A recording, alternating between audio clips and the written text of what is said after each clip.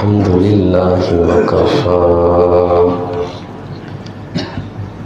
والصلاة والسلام على سيد الرسل وخاتم الأنبياء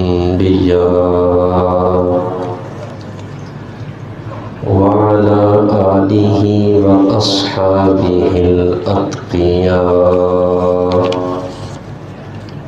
أما بعد، أعوذ بالله من الشيطان الرجيم. بسم الله الرحمن الرحيم. ظهر الفساد في البر والبحر بما كسبت أيدي الناس ليذيقهم بعض الذي عملوا لعلهم يرجعون. صدق الله العظيم. اللهم صل على سيدنا مولانا محمد وعلى آل سيدنا مولانا محمد وبارك وسلم ثم صل عليه.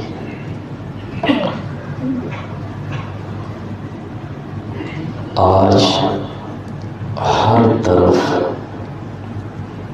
مہنگائی کا رونا رویا جا رہا ہے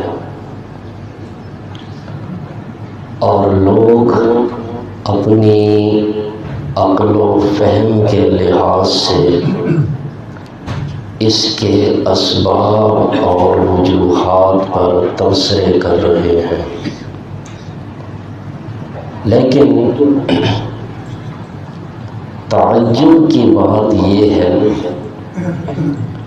کہ عام طور پر مہنگائی کے ظاہری وجوہات اور اسباب پر تو تجزیہ نگار تبصرے کر رہے ہیں، لیکن اس کی اصل وجوہات اور حقیقی اسباب کی طرف کسی کی بھی توجہ نہیں ہے الا ماشاء اللہ۔ جب ہم ملکی اور معاشی مسائل کے حل کے لیے ہر سمجھدار اور دانشور تجزیہ نگار کی بات کو بغور سنتے ہیں تو پھر کیا وجہ ہے کہ ہم ان اہم مسائل کے حل کے لیے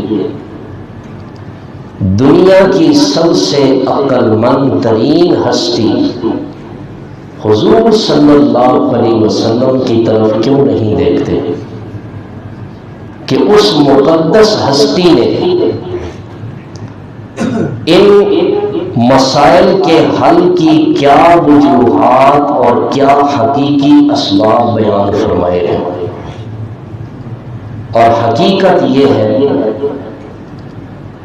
کہ یہ جو حالات اس وقت چل رہے ہیں، مہنگائی ہے، معاشی لحاظ سے ہر بندہ پریشان ہے، اس کے بارے میں جو وجوہات حضور اکرم صلی اللہ علیہ وسلم نے بیان فرمائی ہے، ہمارے مسائل کی حقیقی وجوہات بس وہی ہیں۔ باقی ہم اپنی عقل و فہم سے جن اسباب کو تلاش کر رہے ہیں، تلاش کرنے میں لگے ہوئے ہیں، وہ سارے ظاہری اسباب ہیں، یہ اصل وجہ نہیں ہے۔ اور جب تک اصل مرض کی تشخیص نہ ہو جائے اس وقت تک علاج بھی ممکن نہیں ہوتا۔ تو آج کے اس مختصر سے وقت میں ہم ان معاشی مسائل کے حقیقی وجوہات اور حقیقی اسباب معلوم کریں گے۔ اللہ کرے جو باتیں ہم سنیں ہمیں ان کی اللہ سمجھ بھی نصیب فرمائے، پھر عمل کی بھی توفیق دے اور پھر یہی باتیں مجھے اور آپ کو دوسروں تک پہنچانے کی بھی توفیق عطا فرمائے۔ سب سے پہلے تو اللہ کا قرآن ہے، جو آیت کریمہ میں نے تلاوت کی ہے۔ اللہ کریم فرماتے ہیں ظہر الفساد فی البر والبحر بما کسبت ایدی الناس۔ فساد پھیل گیا ہے خشکی میں بھی اور تری میں بھی۔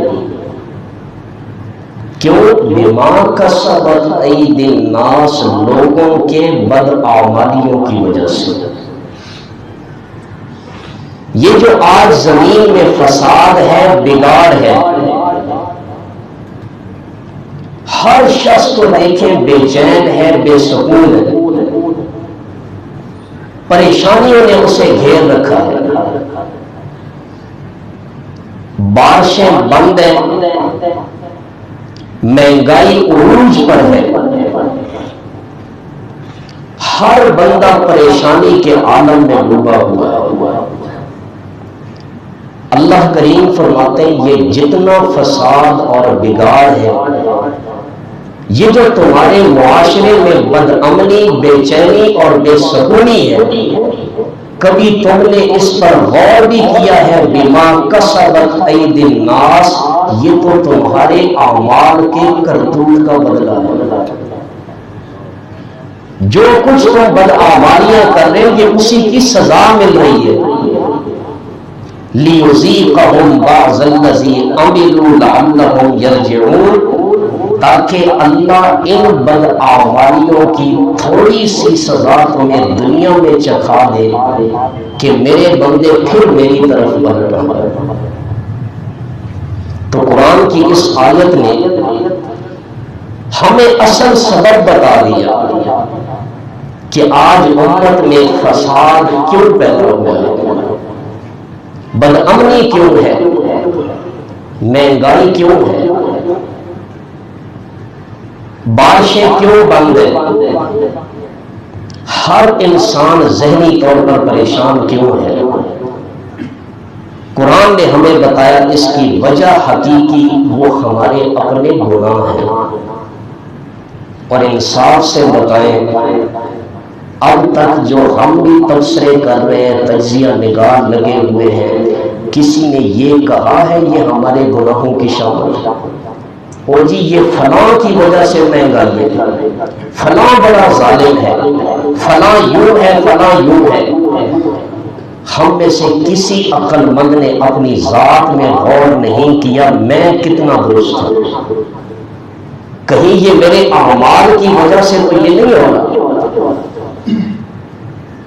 نبی کریم صلی اللہ علیہ وسلم نے قرآن کریم میں جو ہمیں واقعات پڑھ کر سنائے پچھلی قوموں کے، وہ پچھلی قوموں کے واقعات پڑھے۔ اللہ کریم فرماتے ہیں میں نے قوم نوح کو غرق کیا، میں نے قوم فرعون کو غرق کیا، میں نے قوم شعیب کو عذاب میں مبتلا کیا، میں نے قارون کو زمین میں زندہ دھنسا دیا۔ یا اللہ اس کی وجہ کیا ہے؟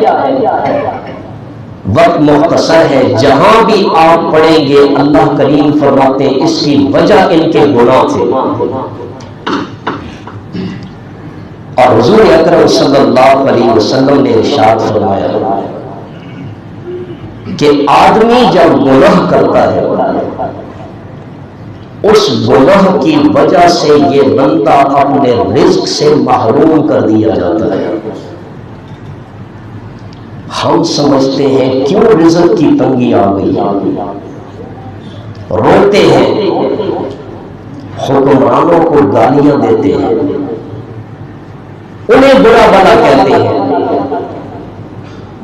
اللہ کے بندوں کبھی ہم اپنی ذات میں بھی تو غور کریں، میری معاشی تنگی، میرے رزق میں جو کمی آئی ہے کہیں میری اپنے گناہوں کی نحوست تو نہیں ہے؟ تو حضور نے بھی ہمیں بتا دیا کہ انسان جب گناہ کرتا ہے اس گناہ کی نحوست کی وجہ سے انسان کا رزق تنگ ہو جاتا ہے، اور کئی گناہ حضور اکرم صلی اللہ علیہ وسلم نے خاص طور پر شمار کیے ہیں کہ جس وقت جس قوم میں یہ گناہ عام ہو جائے اللہ اس قوم کو قحط، مہنگائی اور بارشیں نہ ہونے کے عذاب میں مبتلا کر دیتے ہیں۔ حدیث پاک ہے، رسول اللہ صلی اللہ علیہ وسلم نے ارشاد فرمایا جس قوم نے ناپ تول میں کمی کی وہ قحط سالی اور مشقت میں مبتلا ہوئے، اور جس قوم نے زکات دینی بند کر دی اللہ نے اس قوم کو بارش سے محروم کر دیا۔ اور حضور نے فرمایا کہ اگر یہ جانور نہ ہوتے تو اس قوم پر کبھی بھی اللہ بارش نہ برساتا۔ اب یہ ایک حدیث ہے، اس حدیث پہ تھوڑا سا ہم غور کریں کہ حضور نے مہنگائی کے اور بارشیں بند ہونے کے اسباب کیا بیان کیے۔ سب سے پہلا سبب حدیث میں کیا بیان فرمایا؟ ناپ تول میں کمی کرنی۔ اس طرف ہماری توجہ نہیں ہے۔ دکاندار کے پاس جائے نا سودا لینے کے لیے تو وزیر اعظم کو 2 گالیاں بھی دے گا، اس کے بعد سودا 3 گنا مہنگا دے دے گا۔ اصل وجہ نہیں دیکھتا کہ میں جو سودا دے رہا ہوں کیا یہ میں عدل سے دے رہا ہوں، کیا میں حضور کے طریقے کے مطابق یہ چیز بیچ رہا ہوں۔ قرآن کریم نے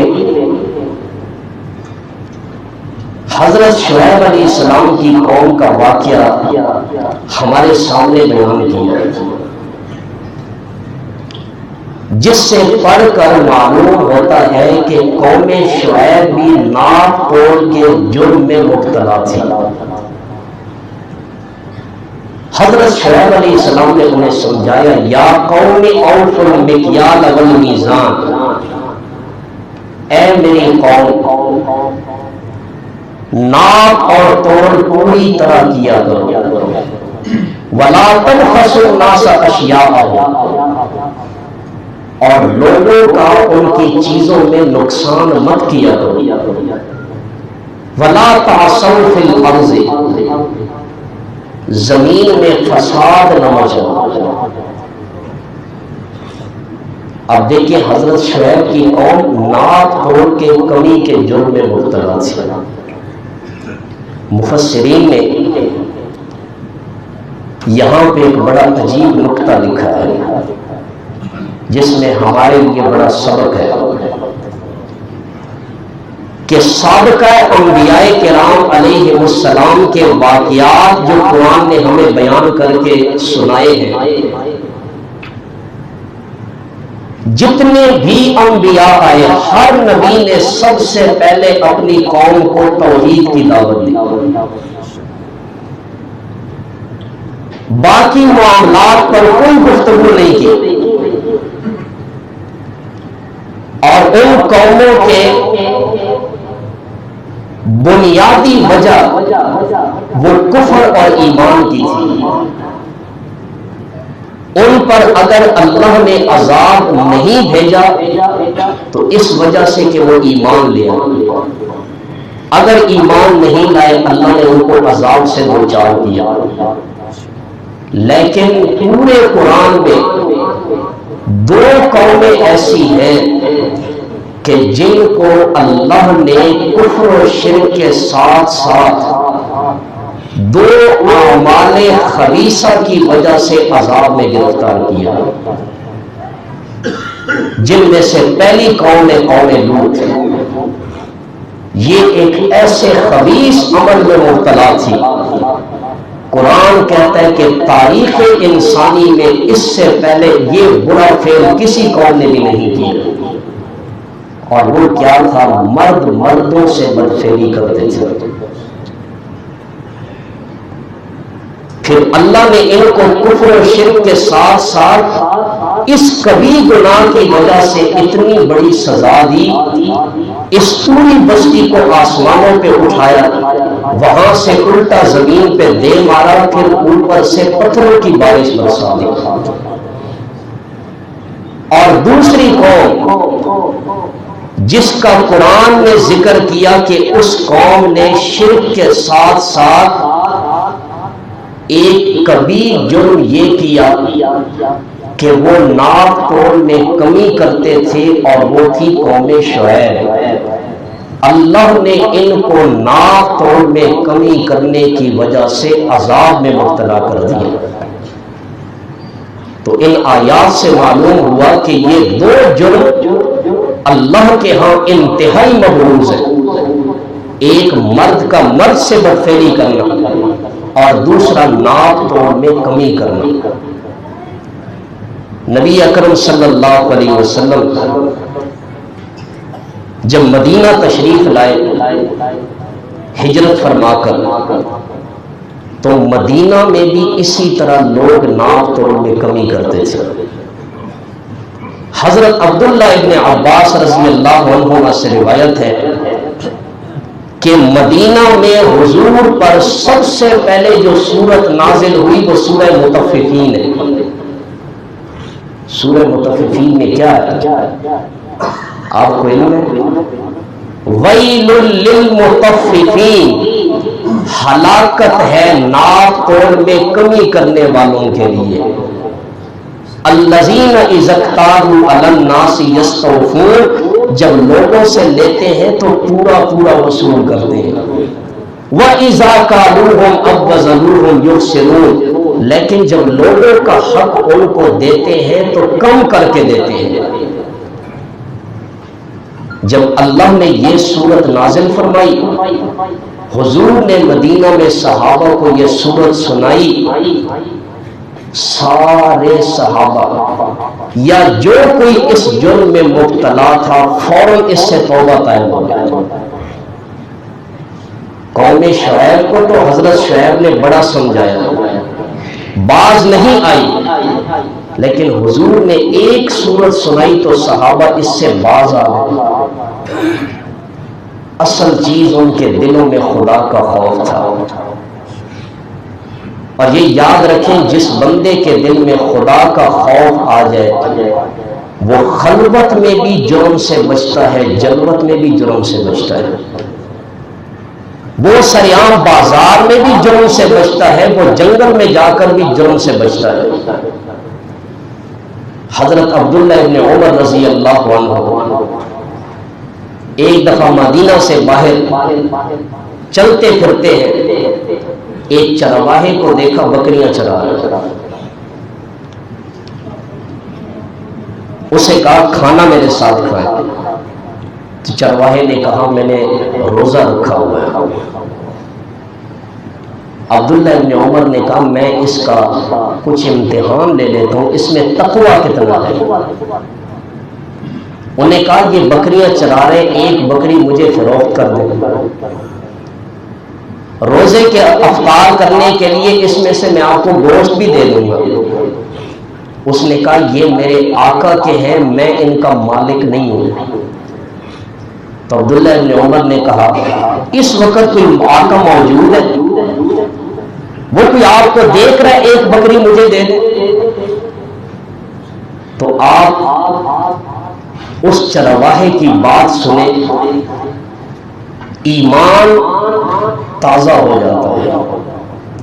اس چرواہے نے رخ دوسری طرف پھیر کر آسمان کی طرف انگلی اٹھائی اور کہا فَأَيْنَ اللَّهُ، آقا تو موجود نہیں ہے، میرا رب تو موجود ہے، پھر اللہ کہاں جائے گا، وہ تو مجھے دیکھ رہا ہے۔ عبداللہ ابن عمر نے اس کا یہ جملہ سنا تو جھومنے لگے۔ صحابہ میں یہی تو صفت تھی، کسی میں کوئی ایمانی صفت دیکھتے تھے ان کے دل کو خوشی محسوس ہوتی تھی۔ بار بار حضرت عبداللہ ابن عمر یہ جملہ دوہرا رہے، فرماتے قال الراعی فأین اللہ، دیکھیں راعی نے کتنا پیار سے کہا تو پھر اللہ کہاں جائے گا؟ اللہ تو مجھے دیکھ رہا ہے۔ حضرت عبداللہ ابن عمر واپس گئے، اس کے آقا سے اس غلام کو، اس کی بکریوں کو خریدا، پھر اس غلام کو آزاد کر کے بکریوں کا ریوڑ اس کو تحفے میں دے دیا۔ تو میں اس لیے یہ واقعہ سنا رہا ہوں کہ جس بندے کے دل میں یقین پیدا ہو جائے کہ کوئی نہیں دیکھ رہا لیکن میرا اللہ تو مجھے دیکھ رہا ہے، یہ یقین جس کے دل میں پیدا ہو جائے وہ بندہ گناہوں سے خود بخود رک جاتا ہے۔ تو یہ ناک توڑ میں کمی کرنا یہ ایک ایسا جرم ہے کہ حضور علیہ الصلوۃ والسلام فرماتے ہیں اس جرم کی وجہ سے اللہ لوگوں کو قحط میں، مہنگائی میں مبتلا کر دیتے ہیں۔ لوگ چیخیں گے، چلائیں گے مہنگائی کی وجہ سے۔ اور دوسرا سبب،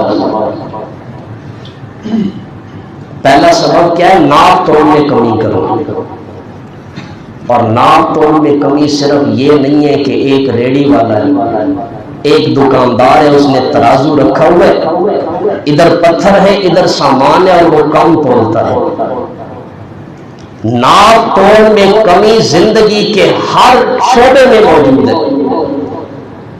آپ یوں سمجھ لیں کہ آپ کے ذمے جس کا حق ہے اس حق میں سے کچھ کمی کر دینا یہ بھی ناپ توڑ میں کمی ہے۔ حضرت عمر رضی اللہ عنہ نے ایک شخص کو دیکھا نماز پڑھ رہا ہے، نماز کے ارکان اس نے صحیح ادا نہیں کی، رکوع صحیح نہیں کیا، سجدہ صحیح نہیں کیا، تو حضرت عمر رضی اللہ عنہ نے فرمایا کہ تو نے اس نماز میں تطفیف کی ہے، نماز کا جو حق تھا تجھ پہ لازم تھا تو نے اس میں کمی کر دی۔ امام مالک فرماتے ہیں اس حدیث سے معلوم ہوتا ہے کہ انسان جس چیز کا اس پہ حق ہے اس میں سے کچھ کم کر دے یہ تخفیف میں شامل ہے، ناپ توڑ میں کمی میں یہ بھی شامل ہے۔ اب ہم دیکھیں جس کے ہمارے اوپر حق ہے کیا ہم انہیں ان کے حقوق کامل طریقے سے ادا کر لیں؟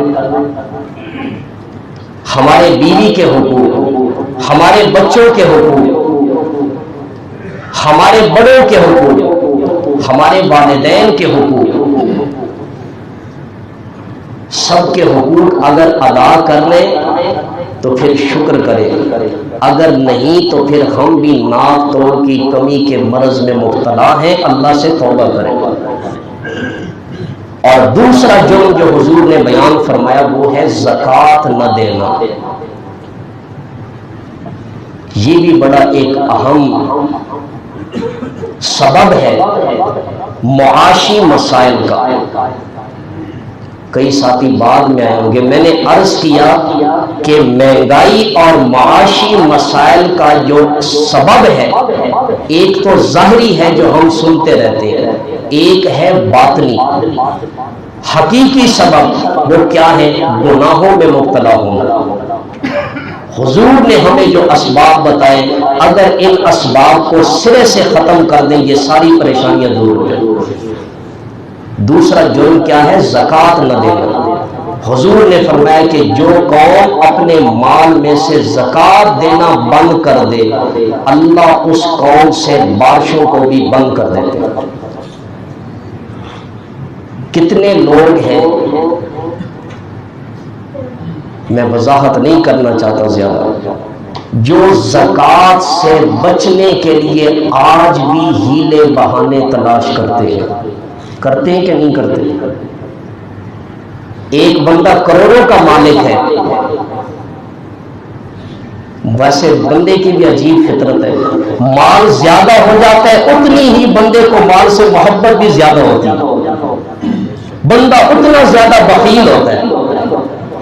جب کروڑ آتے ہیں تو پھر سوچتا ہے میں نے اس کروڑ میں سے کتنے لاکھ کی زکوٰۃ دینی ہے، اوہو اتنے لاکھ روپیہ کم ہو جائے گا، میں ایک طریقہ کیوں نہ اختیار کر لوں۔ جا کے ڈیلر سے بات کی، 2-3 پلاٹ لے لیے۔ کیوں جی؟ یہاں پہ مال محفوظ ہو گیا، زکوٰۃ سے بچ جاؤں گا۔ میں نے بیچنے کی نیت سے یہ نہیں خریدے ہیں، کاروبار کی نیت سے نہیں خریدے ہیں۔ اتنے پیسے کو ایک جگہ پہ محفوظ کرنا جس سے خود بھی فائدہ نہ اٹھا سکے، دوسروں کو بھی فائدہ نہ پہنچا سکے، یہ ہیلا اپنی ذات کو تو خوش کرنے کے لیے کر سکتے ہیں، لیکن اللہ کے ہاں یہ ہیلے نہیں چلیں گے۔ اس لیے خدا اللہ نے مال دیا ہے، اس سے کاروبار کریں، تجارت کریں۔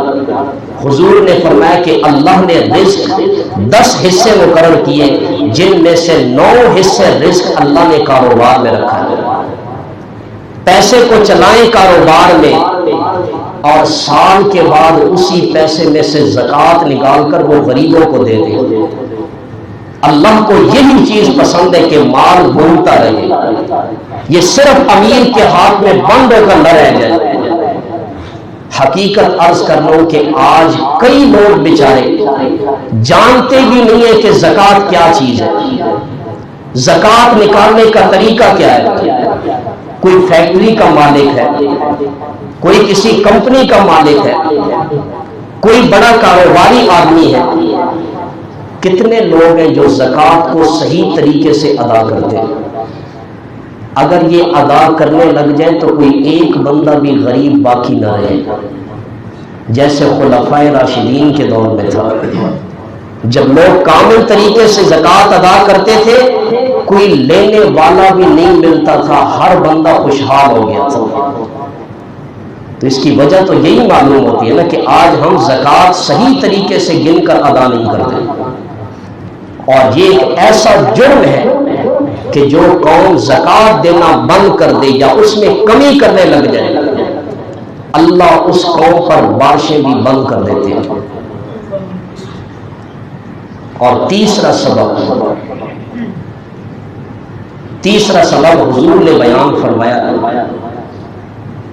حدیث پاک میں آتا ہے کہ جب زنا کی کثرت ہو جائے گی تو پھر فقر اور محتاجی عام ہو جائے گی۔ زنا کی جب کثرت ہو جائے گی تو فقر، غربت، محتاجی عام ہو جائے گی، ہر بندہ فقر میں مبتلا ہوگا۔ اور یہ یاد رکھیں، فقر سے مراد صرف یہ نہیں ہے کہ بندہ روزی اور روٹی کے لیے ترسے، فقر اور محتاجی سے مراد یہ ہے کہ جس قوم میں زنا عام ہو جائے، یہ قوم ایسی محتاج بن جائے گی، چیزیں موجود ہوں گی لیکن یہ ان کے لیے ترس رہے ہوں گے، وہ چیزیں ان کو پھر بھی نہیں ملیں گی۔ یہ زنا کی دنیا میں نقد سزا ہے۔ آپ دیکھ لیں، بجلی کی کوئی کمی ہے، گیس کی کوئی کمی ہے ہمارے ملک میں؟ کون سے وسائل ہیں، ہماری ضروریات ہیں جو ہمارے ملک میں اللہ نے نہیں رکھی لیکن ہمیں مل رہی ہیں؟ بجلی کے لیے بھی ہر بندہ ترس رہا ہے، گرمی کی شدت ہے، گیس سردیوں میں تو دور کی بات ہے، گرمیوں میں بھی نہیں ملتی۔ یہ سب چیزیں کیا ہے؟ اس گناہ کی سزا ہے۔ تو یہ 3 چیزیں نبی کریم صلی اللہ علیہ وسلم نے بیان فرمائی کہ جس قوم کے اندر یہ 3 گناہ آ جائے، ناپ تول میں کمی کرنے لگے، زکوٰۃ دینی بند کر دے اور زنا عام ہو جائے، تو پھر یہ قوم مہنگائی، قحط اور بارشیں نہ ہونے کے عذاب میں اللہ اس قوم کو مبتلا کر دیتا ہے۔ تو آج ہم ان چیزوں پر غور کریں کہ حضور علیہ الصلوۃ والسلام نے جو معاشی مسائل کے اسباب بیان کیے، مہنگائی کے اسباب بیان کیے، کیا یہ چیزیں ہمارے معاشرے میں موجود تو نہیں ہیں؟ اگر موجود ہیں تو پھر یاد رکھیں اس مہنگائی سے نکلنے کا حل صرف ایک ہی چیز ہے، ہم سب اللہ کے حضور میں سچے دل سے ان گناہوں سے توبہ کریں، اللہ سے معافی مانگے۔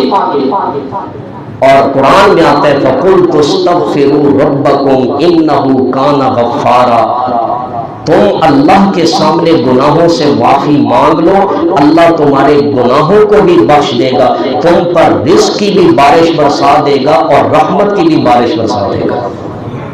اللہ تعالیٰ سے دعا ہے جو سنا عمل کرنے کی توفیق عطا فرمائے۔